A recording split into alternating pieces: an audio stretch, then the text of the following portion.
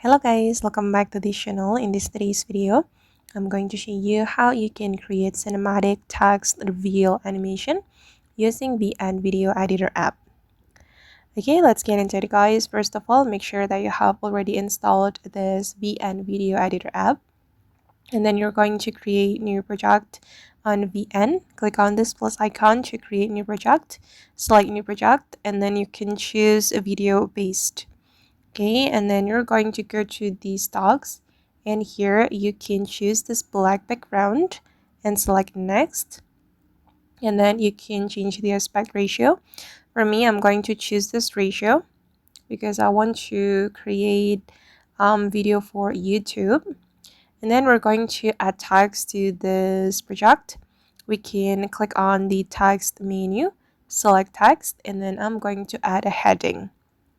And then I'm just going to type in animation, and you can change the font if you want, but I'm just going to leave it like that.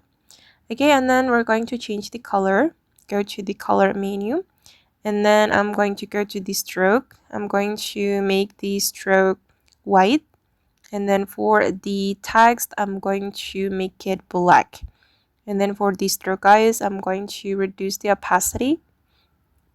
Okay, and click on the check mark, and then you're going to duplicate the text. You can click on the text and then select duplicate, and then you can change the color to white. Okay, and for the stroke I'm going to make it black, but I'm gonna reduce the size and also the opacity. Okay, and then we can click on the check mark, and then we're going to select cancel, and you are going to go to the motion. You can select the second text like this, select motion, and then select this gradient and choose the gradient 4. Choose the gradient 2. And then you're going to set the duration to 1.5 seconds.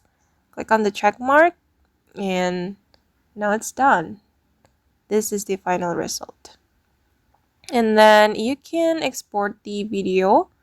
Click on export button, and then you can click on export, but you can change the resolution first.